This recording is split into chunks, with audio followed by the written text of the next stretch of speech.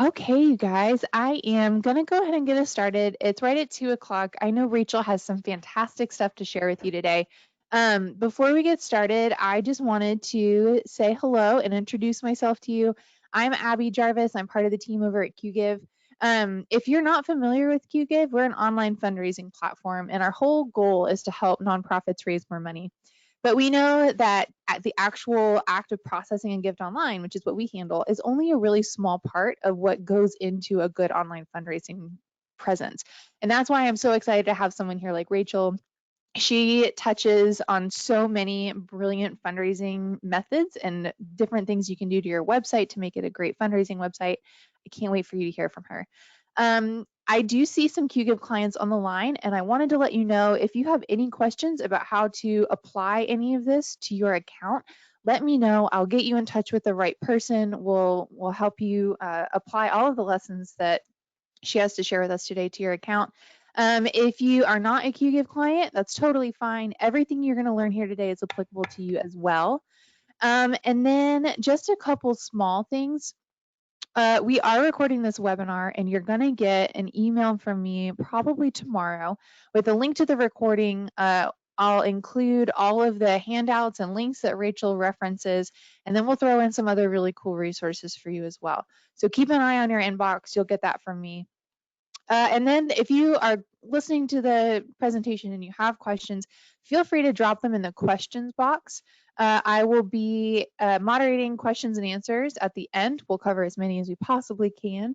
And I know you guys are going to have some because Rachel has a ton of fantastic information to share with you today.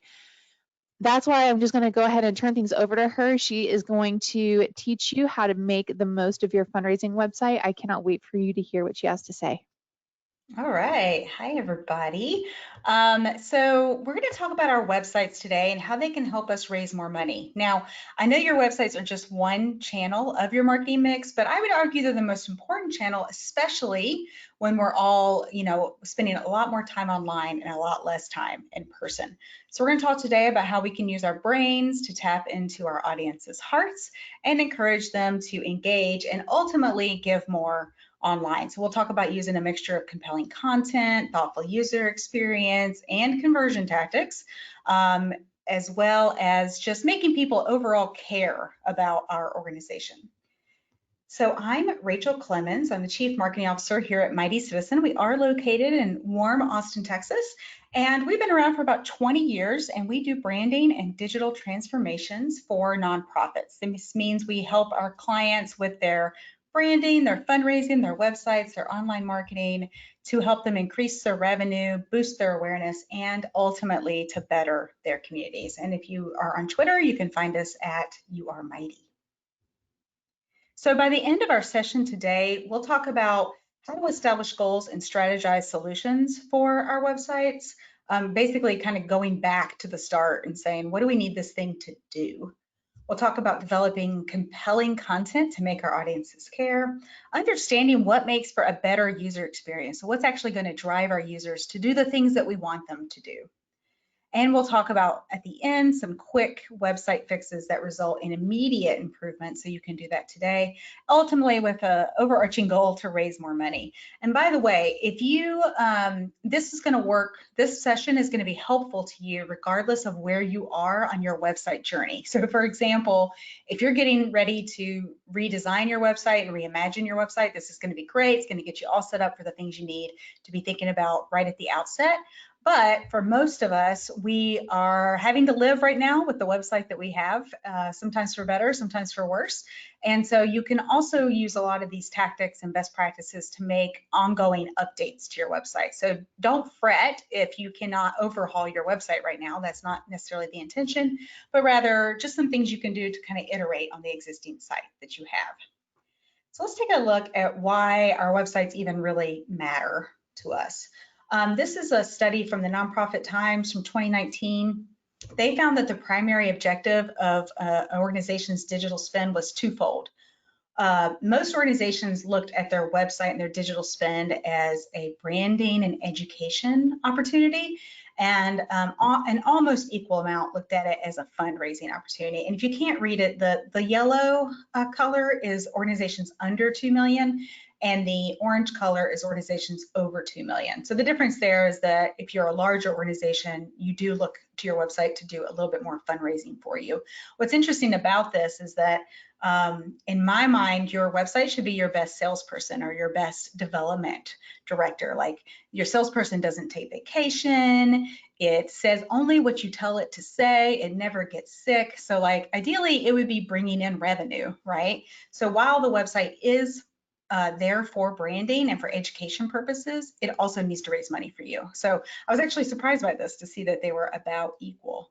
And I wonder if we could optimize our sites to raise more money, if that would change how we think about our websites and whether that fundraising number might be a bit higher. This is from Blackbaud and their charitable giving report. And so they note that, of course, online giving is on the rise. We all know this. In 2018, which is the latest data available today, 8.5% of total fundraising was from online giving. Now that number is pretty low, but I think when you factor in, people writing big checks, that makes more sense. And more importantly, perhaps, is that we see this number just exponentially increasing. So again, in 2018, 24% of our online giving was actually through a mobile device, and we've seen this increase year over year. And keep in mind too that some organizations see much higher percentages. So they might see that their online giving is more like 30% of their giving overall. And so it just kind of depends on your org a little bit too. But the point here is that these numbers are rising. They will continue to rise. And I'll be interested to see what 2020 looks like when so many of us are, in our homes on our computers. So I did an experiment, actually partnered with someone from Boys and Girls Club to do this presentation a few years ago. And we did a co-experiment where we made small donations to 10 organizations. And so I want to kind of let you know where we stand. And looking at those 10 donations and those 10 experiences, what did we see overall? And so there's a few places that we're winning from a fundraising online perspective. One is that we are collecting donations on mobile. Almost all of us have a mobile experience that works natively on mobile. It's not like pinch and zoom, but it's not always as easy as desktop. And we're going to take some looks at that today. We're also sharing why we exist. This is really important. The sharing of your why is key and central to having people care about you, and therefore you want to make sure that's front and center as part of your fundraising. And for the most part, we're doing that.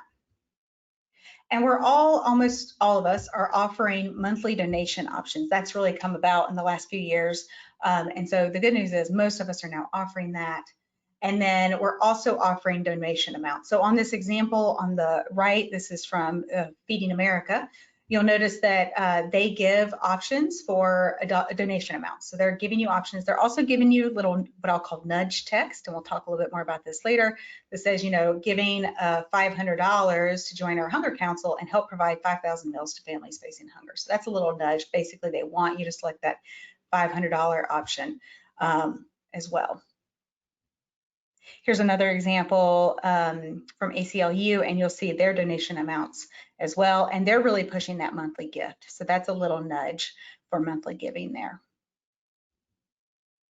There are a few sites where we're struggling. And so this is an example where the mobile donation system did not really work well. It was a pinch and zoom, definitely built for desktop devices. And you can see how that's really tiny on your screen. There's a couple of the 10 that we did that actually required us to create an account. I'm not sure if it was tying into some sort of shopping cart experience or what, but it just didn't feel, most people do not want to create an account. They don't want another password they can't remember. So if you have to create an account through your giving system, just really, really evaluate that and say, what is the actual benefit of that? Many of us are not using nudges, and I've kind of mentioned those already. We'll take a look at some more of those in a moment, but these are basically little psychological nudges you can use to further your fundraising. So one of those was that little line of text that I read out from Feeding America. Segmentation, we are not all collecting data about our audiences. And we're going to talk about how to do that. You don't necessarily have to do that in your donation form. I'll show you some other ways to do that instead. That's going to be really effective for getting more information about your audiences so that you know how to better communicate with them later. And then lastly, our thank you pages, we're just not taking enough advantage of them. I always say our thank you pages are our most underutilized tool in our toolbox, and I'm going to be talking about that a little bit more later as well. By the way, this is an image of an organization where they have a mobile experience, but it's not actually optimized for mobile. So just keep in mind, make sure you're testing your giving platform on mobile and actually make it a donation through that as well. Okay, so when you're thinking about your website and either making updates to it or starting over entirely, you want to start with strategy. And strategy is the making of an integrated set of choices. So you're going to make some decisions around what you need your website to do, and then you're going to write a written action plan that falls out of that strategy. So that plan will then say, here's how we're going to achieve the strategy and how we'll measure our results. So strategy is kind of two-part. One is just making decisions around the site, and then two, it's documenting those decisions. And you want that process to start with your goals. So what are you trying to accomplish with the site? Now, if your site already exists, it may be that what you need to accomplish today with your site is not actually what you needed to accomplish when the site launched. So something big could have shifted, your direction could have changed. Maybe you partnered or acquired another nonprofit and you need to get that message out there. So it might be slightly different than what you have today.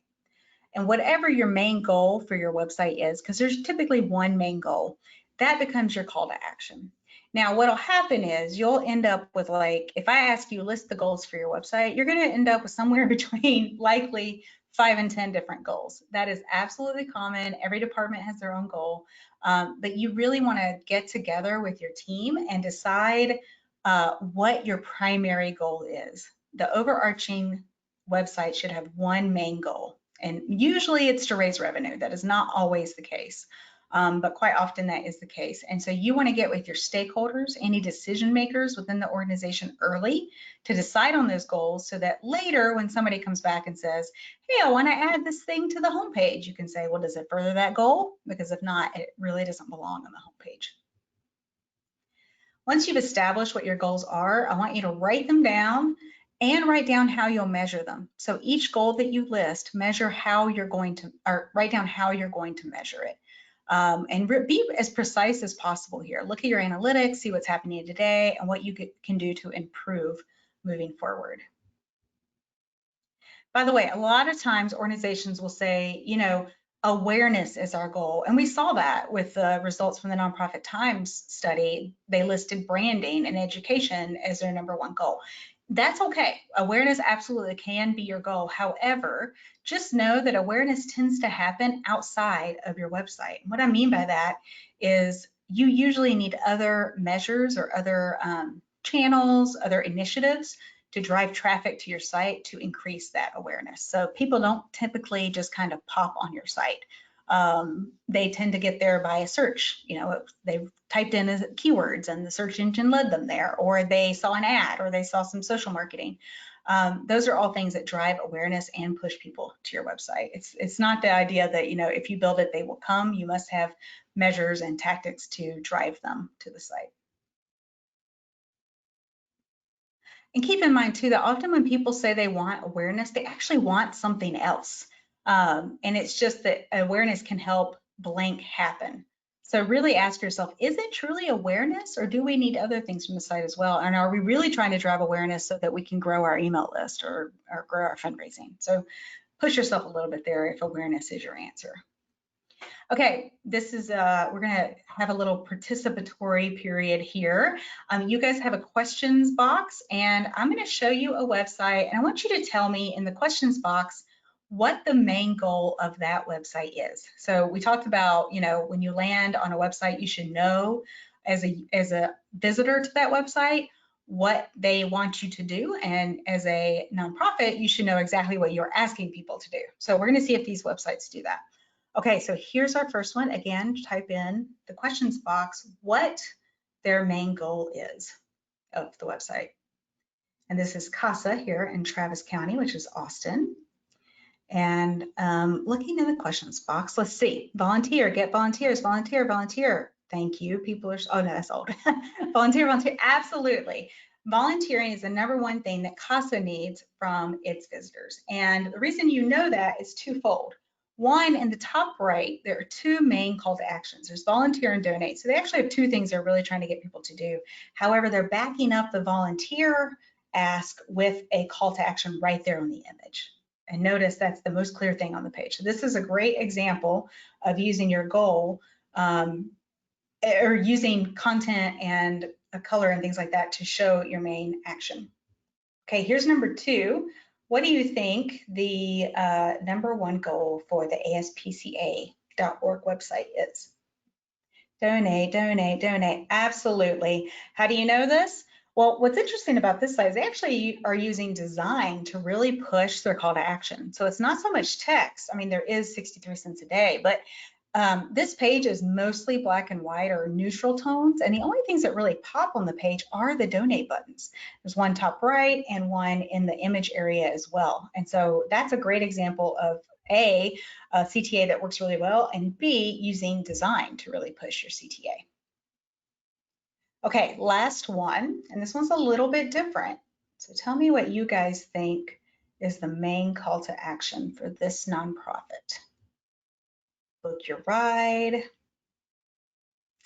book a tour, book a ride, plan a visit, sell tickets. Absolutely. This one's a little different. So they are a museum based in New Orleans, and their main call to action is to book tickets or a ride. I mean, they essentially go to the same place, right? So it's slightly different language.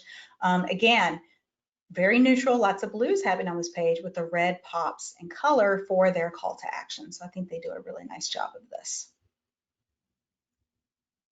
So for each of your pages, you also want to have clear goals. So I showed you home pages, and our home page is often our most trafficked page of our site, but actually most people that visit your site will not land on your homepage. So while a lot of the homepage may be the most trafficked page, a lot of people are going to land on other pages of your site because they searched something and ended up on a blog post or a programs page. So just keep in mind that you really have to think about the goals for each page of your site, and I'll show you how to do this. Remember that your website is a collection of goals. So again, overall and each page. And ask yourself, what are you trying to accomplish with this page? So if you're looking at a particular page, what are you trying to do with that page, and what does it need to do? That becomes your main call to action. So each page has its own call to action. So for example, let's say you decide that the overall goal of your site is to raise money. That may not be the goal for one of your program pages. One of your program pages, you may want people to sign up for something. Or an event page, you want them to, register for that event. So the call to action, while you have an overarching one, it can change from page to page, depending on the purpose of that page. Be sure when you're thinking about this to speak with the owners of that page or section. So for example, if we're talking about events and an event section or an event page, make sure you're talking to your event team about what they really need from the site, because while oftentimes we are the people that own our website, we have other departments we have to work with, and they have goals for the site as well. So make sure you're speaking to everyone who needs to be involved. Here's kind of an example of how to do this. And we kind of call this, I'm going to give you a quick glimpse at something called a content matrix. And so when you're thinking about your site, you really want to think about the purpose of each of your pages again. So in this example, this is a membership organization. So they have a page called Join. And the purpose of that page is to make the case for membership. That's ultimately what the join page needs to do. The desired user behavior, or the thing that you want your audience to do, is to sign up to become a member. And then your audience, and you're listing them by priority, because sometimes you will have multiple audiences for different pages, is the general prospects. So these are people that are prospects for your organization that are most likely hitting your join page. And you're going to do this for every main section of your site, or every main page of your site. Sometimes people say, well, I have, my website has like 500 pages. Do not feel like you have to do this for 500 pages of your website. You can start small and add on later. So look in your Google Analytics and see what your top 10 pages are and start with those, because those are the ones that are getting trafficked the most. So for example, if I have a page called advocacy, the purpose of my page is to showcase my advocacy work. I want people to learn more about my advocacy issues. So I want them to dive in, learn a little bit more, maybe sign a petition or something like that. My audience are my members primarily, and then also general prospects as well. If I have an education page, the purpose of that page could be to feature available professional development programs. It could be signing up for courses or something like that. The thing I want people to do on that page is review all the options available to them. And I would also add to go in and sign up as a secondary goal for actual education pages. Now that, again, once they've hit one of those individual education pages, ideally they're learning or looking at the learning objectives and ultimately signing up for the event. So again, content matrix, we've got a great article on our website about how to create one of these, and you can add all kinds of things to them. So you can add your URL in a column, or what the overarching message of the page is, things like that. Keep in mind too that you've got several types of users to consider. So as nonprofits, we serve a lot of different audiences. You've got your donors, your volunteers, you've got clients who use your services, partners, and that could be like city officials or legislatures, new users, returning users, and all of that to say you want a place for them on your site, and really thinking about, as you think through each page, what kind of user is going to visit this page, and make sure you're speaking specifically to them. One good way to do that is through personas. And so what personas are, they're basically concrete stand-ins for your user type. So in this example, we've got Nicole. She's the classroom teacher. She's one of 5 personas for this organization. And so it has like a quote from her. It tells a little bit about her background, what motivates her, her task, how she uses the site, her pain points. This is not specifically about Nicole. Nicole is kind of our persona of this user group. And so you want to do a little bit of research, learn a little bit more about each of your audiences so that you can build this persona and use it to help craft messages that really help that audience. That, for example. So if Nicole is coming to your website because you've got some educational resources, I'm going to use this persona to write the content that helps Nicole fulfill whatever she's trying to do on my site. Keep in mind too that you will have, if you think of your website as like feeding people into your funnel, there's different stages of that, right? And so the first one is interest. When someone visits your site for the first time, these are kind of your new users. What do you want them to do that shows interest? Because basically you need to get them into your system. You need to have them raise their hand in some form or fashion. And so typically you do that through petitions or signing up for a newsletter. So making sure when you think about your website, where are our new users most likely to hit on our site? You can get that from your analytics, and make sure you're offering those easy kind of entries into your organization.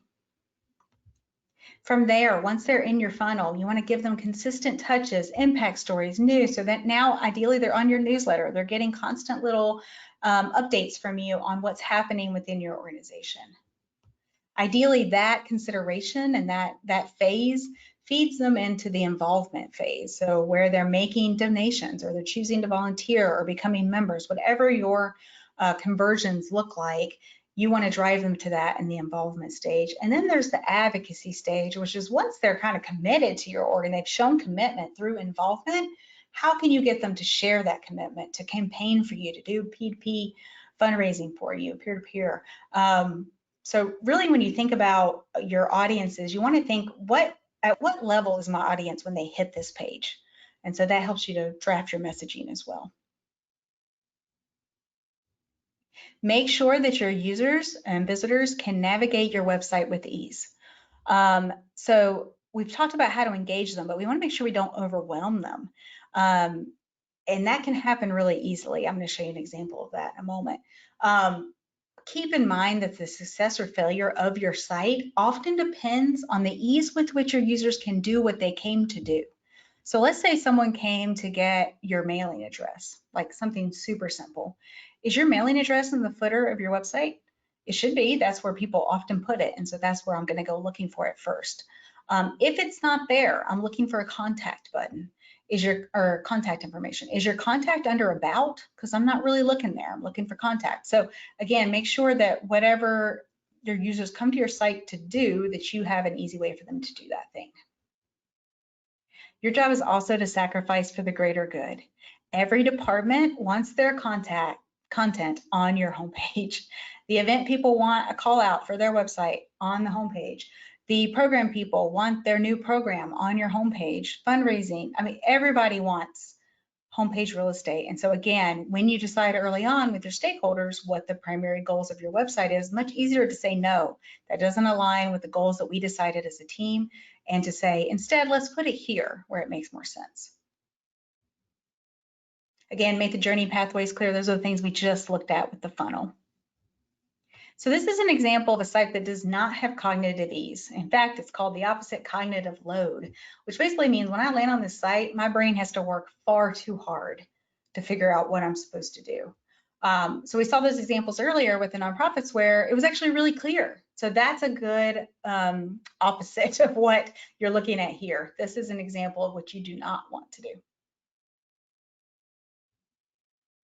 Mobile friendly is a must. This likely goes without saying here in 2020, but just make absolutely sure that your site is mobile friendly and that it works well on mobile. Keep in mind that you spend a lot of money on your social ads and perhaps text campaigns, print ads, whatever you're spending your money on from a brand awareness perspective. You're spending that money to drive them to your website and especially to your fundraising pages. So make sure that they work well when they land there, because again, a lot of our users are looking at their social on mobile. And so if they're going from a social ad to your website from mobile, make sure that that experience lines up with their expectations. Okay, so now that we've talked about strategy, how do we put that into practice and create a website that makes our users care? So ultimately, we've done the parts we need to do for our organization to make sure we set up things from a goal perspective. How do we make people actually feel something about our organization? First and foremost, you must have a mission-centric message, and it must be woven into your website's DNA. That means you need to say on your homepage, here's why we exist. Many of us are doing this already, but it has to be really straightforward. Just keep that in mind. Think of all the ways that your users will discover you. Again, it's not just the homepage. Most of our users will land on a page of our site that is not our homepage. So when they land on that page, is it clear why you matter and why they should care? Put that message first and foremost, and also wrap storytelling into your website. So tell people the stories that they want to hear. Because of your work, what impact did that have? How did you help somebody? What are they doing today because you were there? So make sure you're wrapping story into your outcomes. And put that story first. Every nonprofit has good stories. We have a webinar on our website called Storytelling for Impact. It's all about how to uncover the stories within your organization and really tell those stories in a compelling way. So just keep in mind that storytelling is really important. In fact, your brain releases oxytocin when you hear a good story. When it releases like that feel good chemical. And so you're looking for ways to help at that point. You're feeling jazzed up. So how can we tap into that? Make sure we're putting good stories first. When you think about the content that belongs on your organization's website, focus on your visitors' top questions. So normally they want to know, what does this organization do? If they land from a keyword search onto your site, let them know what you do. Make sure that's somewhere on your page, every page of your site. Show who you are and whom you serve immediately. We're going to take a look at some examples of this. How are you making change? What's the impact that your organization is having? So include a statement of impact.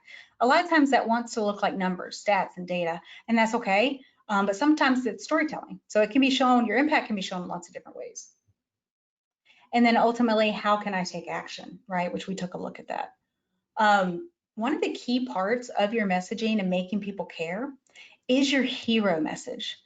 Now, a hero message is not necessarily a tagline. That's how a lot of people want to think of it. It's more of a short, intriguing statement that captures the essence of what your organization does. It's essentially your why. It's not your mission or your vision statement, but rather just something kind of pithy, not too flowery, that is really simple and compact and concrete. We're going to take a look at some examples of this because I know this can be hard to kind of wrap your head around.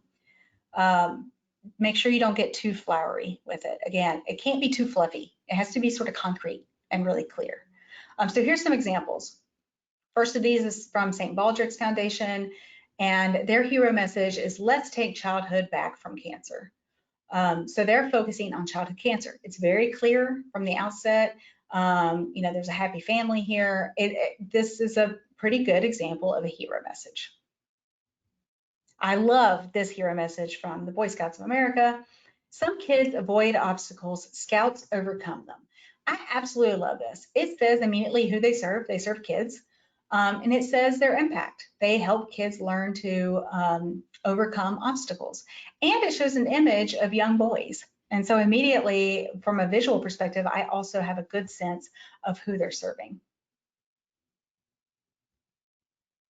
Here's one from National Geographic. Imagining a planet that can sustain all life for generations to come. My guess is that's actually based on their vision statement. So it's not to say it can't be your vision, but it's probably not going to be word for word your vision statement. Most of those are not just kind of punchy enough, right? So those are some examples. Now, a lot of times people will say, what about carousels and sliders? Can I include those? Like, can I put several hero messages or include lots of those on my website? And by that, I mean, when you land on a page and it has that little image area that scrolls or like, it rotates out. That's what I talk about. That's what I'm talking about when I say carousels. Keep in mind that carousels lessen the emotional impact of your homepage's hero message, because let's say your hero message is the first of those sliders. I'm in the middle of reading it and it disappears and goes to the next one, right? So if you're going to have a great hero message, make it the thing that people see, not one of the 5 things that they see. Carousels often lead to clutter. Again, you often see carousels when an organization does not have someone heading up the website where they are willing to say no. So carousels are often a compromise to get everybody who feels like they need to stay on the homepage to have one. But truly what happens is you see that most users see that first slide and they really do not see or comprehend the slides that follow. So even if you're the event person, you're feeling good because my event is now on slide 3 of our slider, nobody's seeing that anyway. So click-throughs generally drop off a cliff after the first view, the first slider. As far as what should be on your homepage, again, we're trying to get people to care, make sure it's really clear. You want to include that hero message, obvious calls to action. We took a look at that. Again, every department wants real estate, but again, that cannot happen on every page of the site. Clear contact information, put that in your footer. Make sure it's really easy to contact you, your phone number, main email address, physical address. Go ahead and put impact information on your homepage as well. What is happening because your organization exists? What are the outcomes? And then social proof as well. So do you have testimonials about how great you are, how you help someone? Third-party endorsements.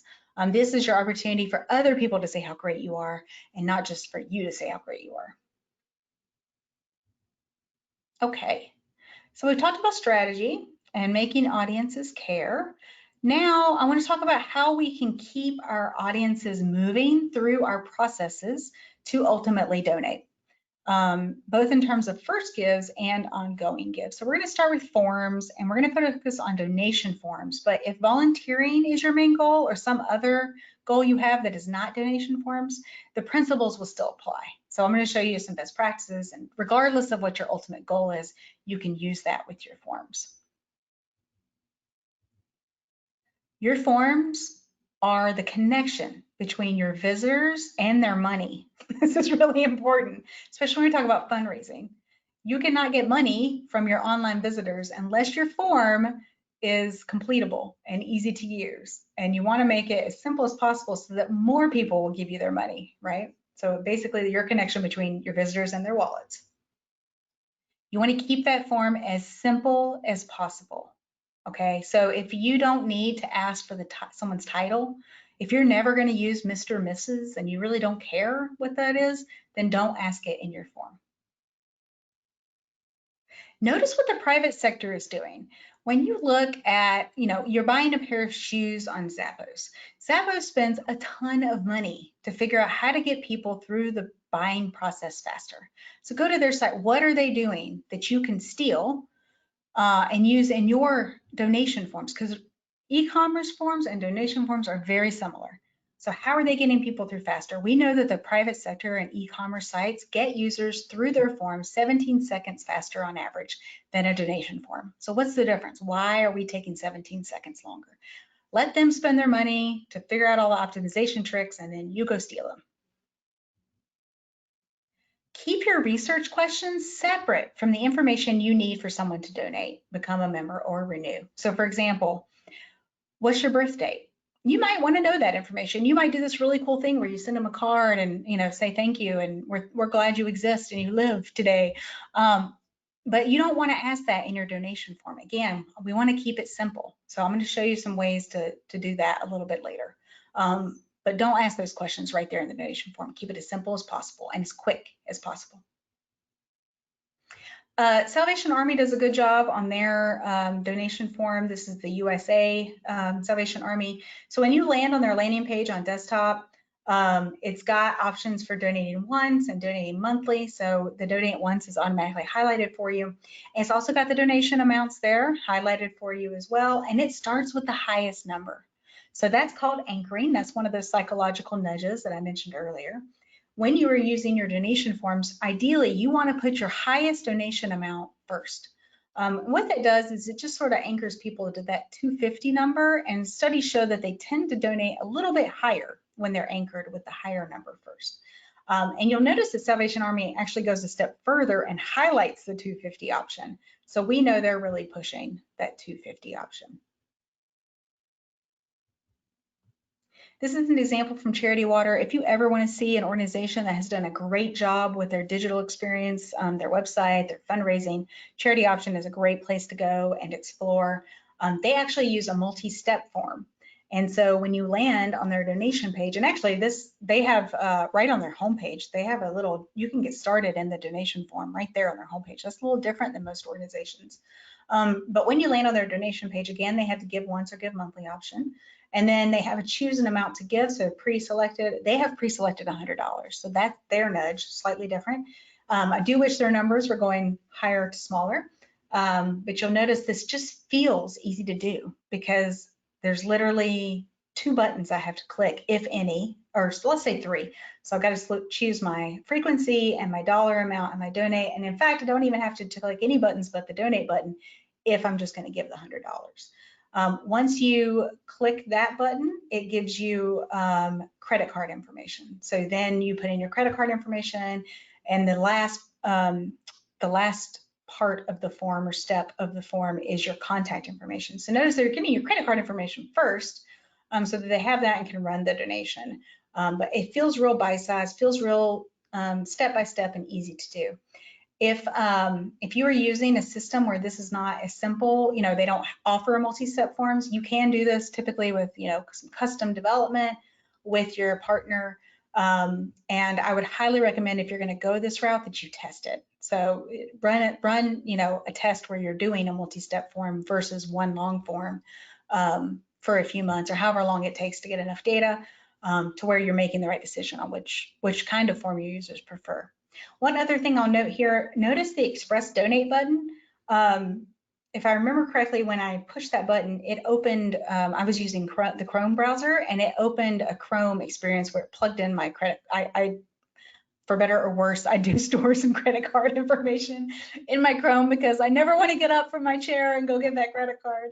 And so it automatically filled it in. It was so easy. And I believe it had your contact information right there too. So they're using some native functionality of Google Chrome to make that easier.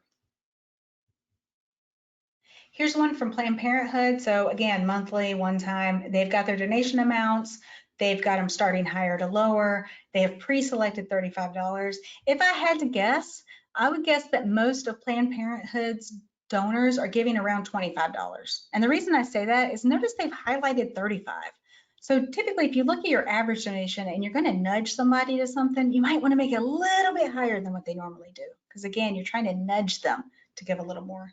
And the thing I really want to call out here is the area in pink where it says most people are giving $35 monthly. Please give what you can. That is also a nudge. It's kind of the idea of the most popular choice. People tend to have this herd mentality. We want to do what everybody else is doing. So they're testing that here. Speaking of testing, your forms are really important. You want to make sure that you test them. When you test, you do A/B testing, a control versus a test. This is an example from PETA. They were doing, I saw a presentation they were given years ago. They've done tons of A/B testing. And in this example, they were testing a PayPal button. And so they were saying, okay, if we offer PayPal, do we get more donations? And so what they found is that they did get more donations numbers wise via PayPal, but the dollar amounts were lower. So you're going to learn lots of great things with A/B testing, and you want to make sure you're doing it on a rolling basis. Once you get the answer on one test, move on to the next test. By the way, Google has a great product called Google Optimize. We've been testing on the Mighty Citizen site. I've been kind of questioning some of our navigation item headers, like, okay, do people call it portfolio, or do they call it our work, or what do they want to call it, or what are they looking for when they are looking for our work, and what would they call it? And so I've been testing things with Optimize, and so you can run a short test and see. Get some data back really easily and quickly. You're probably going to want help if you're any sort of online or web developer with that, but it is pretty simple. Okay, your thank you pages. I alluded to this earlier. Your thank you page is so important, and most of us, many of us, treat it as an exit page, meaning I make a donation, I come to the thank you page, I get text that says, thanks for your donation. Look for a receipt in your inbox. And that's it. There's no inviting me further into the site. It's just expected that we got what we wanted from you. Goodbye. That's kind of how it feels, right? So keep in mind for your thank you page, when your user gives, they feel good.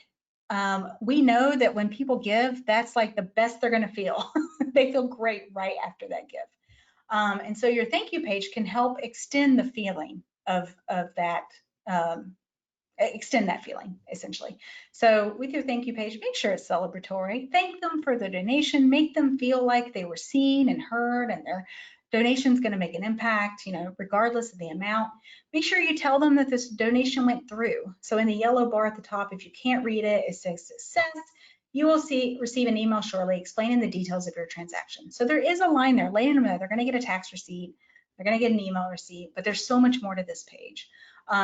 So you'll see this is an example from United Way here in Austin, and we developed this site for them many years ago. And this is they have a mural in their building, and they have these middle school kids, and they look so excited, and that's great. That's exactly what we want. Also, you want to send them into other sections of your site. So notice at the bottom it says explore other areas of our website to learn more about how your contribution is making a difference. And they can go into different sections of the site. So ideally your thank you page is just a way to send them into other sections of your site as well, other engagement opportunities, and not just a way to leave your site. Keep in mind too, when I mentioned that you don't want to ask segmentation questions in your donation form. So you don't want to necessarily ask them their birthday in the donation form, or what's your preferred method of communication? The thank you page is a great place to do that.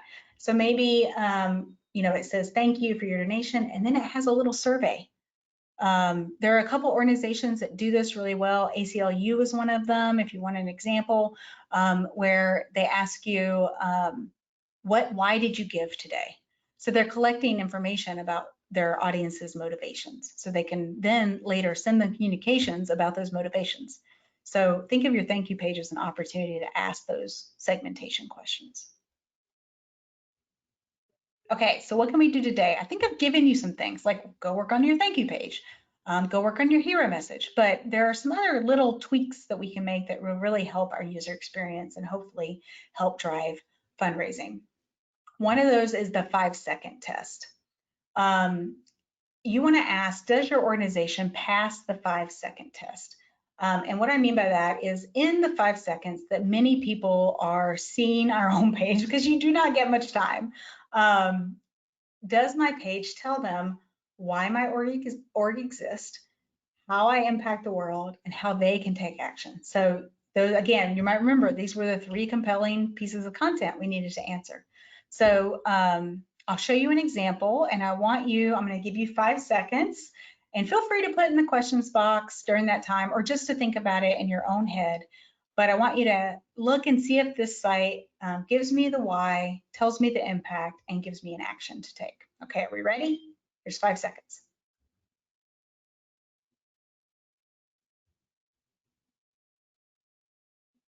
Okay, did we get that? So why, I'm going to go back to it here. Why does the org exist? They exist to find cures and save children. Right there, boom. What is their impact? Well, they have research that they're doing, they have experts. That one's a little fuzzier, but I do think it's kind of like right here, exceptional science, innovative cures. That's the research is one of their big impact areas. What action can I take? The action is donate now, bottom right. And also I think, yeah, top right as well. So hopefully that's pretty clear. Oh, excuse me, there we go. All right, so we looked at that. So you want to give your site the 5-second test. Here's what that looks like. I would recommend you show the website to people who are not within your organization. Perhaps they're donors, perhaps they're prospects, perhaps they're people that don't give or really have much knowledge of your information, but maybe they should. Like maybe they match your ideal donor profile and yet they've never given. So you want to see if you can interact with them. You're going to show them your webpage for 5 seconds. Then you're going to cover up the page and have them write down what they remember. And when I say cover up the page, if you're with them in person, you can just cover it with a manila folder. But you can also do this virtually and you can kind of imagine what that looks like. The reason you want them to write down what they remember is so they're not swayed by any of the commentary you have after the fact. Okay. So when they write things down, do they articulate the purpose of the page as listed in your content matrix and your website and your web page spreadsheet? So ideally what they're saying, the call to action is the call to action that you intended. If it's not, then you got to go and do some work on that page. You can also simplify your design system. By the way, this is a great example of a hero message. Absolutely love this. Great features start here. But what I love about this site too is that it's just super clean. Like all the examples I've shown you where the call to action is really clear, that page design is super clean. So again, they've got the donate button or a learn more button. I think ideally that learn more would really say donate, but again, just super clear. So let your design just be super clean. Keep in mind too, when you've got a lot of content on a page, which sometimes is just necessary, chunk that content up. So you want shorter paragraphs, more titles. You notice this page is long. It's all the different ways that you can support the Long Center, which is Performing Arts Center. But we've chunked it up so where it says become a member, and then it has a little bit of content. There's the Long Reach for the Arts, which is one of their programs, another little bit of content. So it looks very editorial. Keep that in mind when you're creating a lot of content. Here's some of those other quick and easy things. Make sure your phone numbers are tappable on mobile. Now natively, most phones they'll recognize the phone number and make it tappable, but not all of them will. So make sure you're testing across different devices, but also just make sure that that phone number, when I click it on a mobile device, it's going to open up the call button. Include descriptive links for those with disabilities. We did not talk about accessibility. Super important that your website is compatible for those with disabilities and accessible by them. There's a lot that goes into that. We speak for an hour on that, but one thing that's really key there is making sure that your links are descriptive. So don't say read more, because that doesn't tell people who are using like screen readers what's behind the link. So read more about this program, read more about this event. Whatever it is that's behind that link, give people a clue in the link itself. That's also, by the way, a great SEO tip. So it's only going to help you from a search engine perspective. Move your social icons to the footer. Chances are, if you look at your analytics, nobody's clicking those little guys anyway. Most of them hover in like the 1% click rate. So if people aren't clicking them anyway, they just add to clutter, go ahead and move them to the footer, which is another common sense place for them. Simplify your donation form. Again, are you asking questions that you don't need? Phone number. Is phone number really required? What are you using it for? Did you used to use it, but you don't use it now? People are hesitant to give their phone numbers. So just make sure if you're asking for something, there's a good reason. Improve your thank you page. We took a look at that. And so just make those updates and make it feel celebratory. Okay, so a quick recap. Start with strategy. identify your goals, make sure everyone buys in to the same goals and the priority of those goals, and then note how you will measure those. So when you come back 6 months from now, a year from now, you want to constantly be checking in on your website. You cannot set it and forget it. So when you do that, how will you know you've been successful?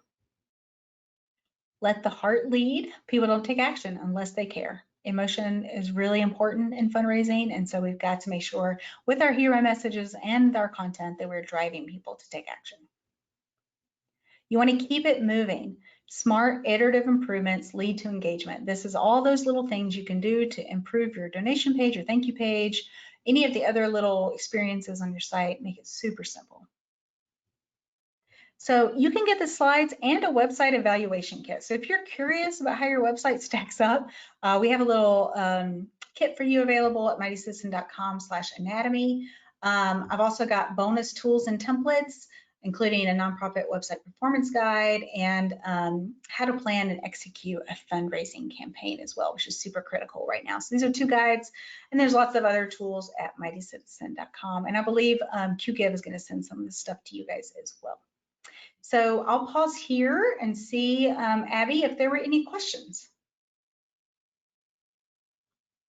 There were. It would be so great if I unmuted myself so I could ask them. It's a common problem. Oh, yeah. So one of the questions I had, you mentioned a webinar, Storytelling for Impact. Mm-hmm. Is that on the Mighty Citizen website? It is. If you go to mightycitizen.com/tools, there's about 3 pages of resources, but it is in there. And what I'll do too is, Abby, I'll send you a link to that so you can include it in Okay, the perfect. email that's going out. Awesome. Thank you. I had a couple people ask about that, so I wanted to make sure I got it in there. Yeah, great. Someone asked, Jenny wanted to know what you advise in terms of design elements for CTA buttons. Do specific colors work better than others? Should they be bigger? Should they be smaller? Where Mm-hmm. should we place donate buttons? What kind of design elements do you have for that? Yeah, so I love that question. I don't think color matters as long as it stands out. So, you've got your own brand colors. They're probably going to be the most appropriate for your calls to action, but the most important thing is that they stand out. So if you think of the ASPCA example, they allowed their orange to stand out by making everything else on the page pretty neutral. So just whatever you're doing, it's more about the contrast than it is about the color. I would also say big is good. Not too big because you don't want to be obnoxious with it, but when you're on a mobile device, you've absolutely got to be able to click that button with fat fingers. So it needs to be appropriately sized to work well on mobile, I think, when you think about the size question. Yeah, was there another part I'm missing, Abby? Part of it was about the positioning. Oh, yeah. Yeah. So typically, I think users are, this is totally based on my own opinion and not any data right now, but I think users expect to see a call to action top right. So I'd absolutely make sure I had it up there at a minimum.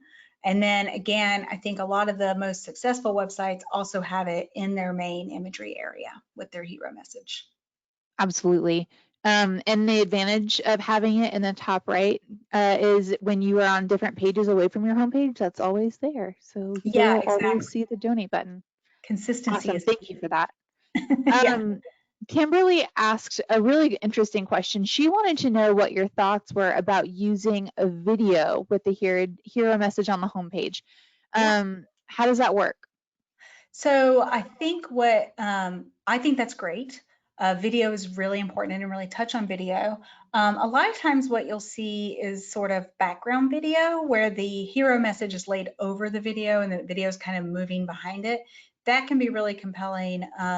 What you don't want to have, and this is probably pretty obvious, but you don't want to have the video that just auto plays. Yeah, Those are super annoying. And they they always are catch you my pet unaware. peeve. Yeah. But I think video is great. If you've got a compelling video, yeah, go ahead and put that up there. Definitely. That is really helpful. Thank you. Yeah. Yeah, the autoplay video is like my pet peeve. It scares me to death every Most time. people have gotten away from it, thank God. I know. So this one is interesting. So Liam asked if you had recommendations for a particular CMS platform that you like that offers some good features that kind of makes this easy for nonprofits to put into practice. Is there a service or a tool that you like that you are comfortable recommending? Um, Honestly, here at Mighty Citizen, we're pretty technology agnostic. So it's more about what the goals of the site are and what the site needs to do for the organization, and that drives the tech. So I would never just recommend a piece of technology because I don't know enough information about your organization. Having said that, there's a lot of systems that are really easy to use. We use one called Craft. It's actually similar to WordPress, if you're familiar with WordPress, another easy one to use. But there's also systems like Wix and what's the other one? There's another one I'm not thinking of, Squarespace. Those also can be really convenient, but they have some other challenge. There's always trade-offs. So like their challenges are they're really easy to use, but they're not always great for SEO or search engine optimization. So the trick is to really figure out what matters to your organization and then go find the tech that matches. And That is so helpful. I'll look, Abby, I think we have an article on CMSs. And if we do, I'll send that to you as well. Oh, that would be so handy. Yeah. I know that is a question that a lot of people, nonprofit and for-profit, have Yeah, to wrestle I with. know. It's a big decision. So this is a really interesting question. So Buddy works for a very small nonprofit. It sounds like he's the only employee. When he is writing content for his website, is it better to do kind of third person writing, like talk as the organization, or is it better for him to use like the first person language Mm. to try to connect with people? So I would say on the main sections of the site, you want to use that third party language. I don't, it's hard for me to say whether how people would interpret the idea that you're a one person, organization with you and your board. So I always use the we voice. Even I used to have my own agency years ago, a creative agency, and I always spoke in the we voice, even though it was just me. But I do think there's a place for first person when you're doing storytelling. So if you're telling stories that are personal to you, then I think using I is appropriate. Just keep in mind when you're writing stories, and we do talk about this in that webinar, you're never the hero. The hero is the person that you serve, or maybe a donor. The organization is really the guide. So you can use I, but you're not the central person of the story. I So just love keep that that. in mind. Yeah, That's so handy. thanks. Yeah, awesome, awesome. And kind of along the lines of storytelling, I'm getting a lot of questions about video. Someone asked, do you recommend using a video on your homepage? Do people even watch it, or is that something that they should save for other channels?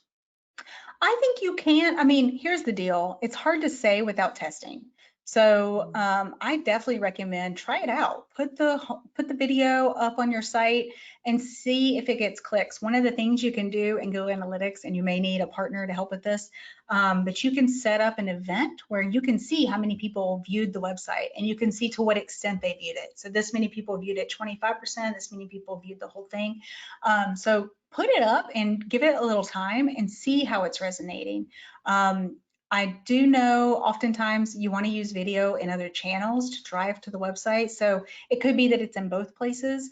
And we do know, I don't have any stats on like video views for websites, but I know that in email, so when you include a video in email, and when I say that, I mean include an image of a video with the big play button, because you can't actually put video in email right now. So when Yeah, you include video in email, it's twice as likely to get clicked. So definitely try it out. And if you got a good video, including it in your email, that will then drive them to your website. that's a really good idea. And I'm giggling because I'm remembering the first time I tried to figure out how to embed a video in an email. So save yourself You spend the a lot of headache. time It on that, doesn't Abby? work. Just, yeah. So kind of along the videos question, someone asked, how do you feel about putting a thank you video on the thank you page? Is that good, or does it come off as kind of Oh, I obnoxious? think that'd be great. I've also gotten them in email. So I've actually gotten a link to a YouTube video, a thank you video in email. But I think that would be great. I would love to see that, I have especially if it's seen it. compelling, right? Oh my gosh. I saw the cutest video. Nothing made me want to like go out and save the whole world like the thank you video that someone embedded on their thank I you mean, page that's the is nice thing about wonderful. video. It can be so impactful. You know, we didn't talk about GIFs either, but they could be really fun too. Like when you think about landing Hmm. a thank you page, is there a GIF, an animated GIF that just is going to spark some joy that's appropriate for your mission? That could be really fun too. Absolutely.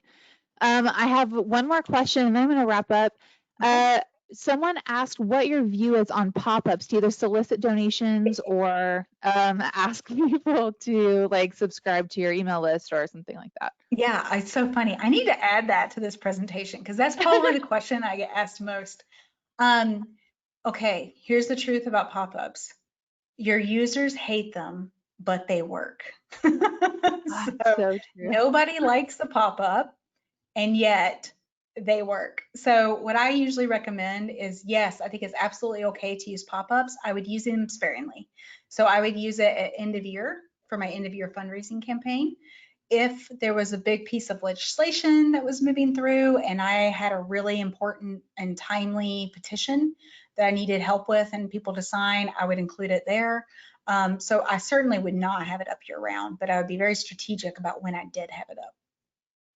Perfect. It kind of feels like outbound text messaging, like super effective, but walks the line between being really effective and then being kind of overwhelming. Exactly. Yeah. That's why you got to do it Awesome. sparingly, right?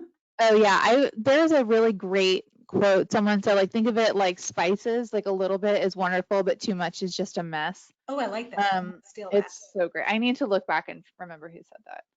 Ugh. That's great. All right, everyone, thank you so much for joining us. Rachel, thank you for sharing so much with us. You Yeah, shared an absolutely amazing presentation. People are already asking if I can link to the slides and the recording and the webinar kind of follow-up email, great. so I may ask you for your slides. Yeah, Um, Everyone, do keep an eye out. You're going to get an email from Abby Jarvis or Abby at QGive. It will contain the recording. It will contain links to all the cool stuff Rachel mentioned. We'll make sure you get a link to that webinar on storytelling for impact, and we'll get you all the goodies we can cram into that email. Rachel, you are fantastic. I love working with you. I hope you thanks, have a Abby. great Ditto. week. All right, You too. everyone.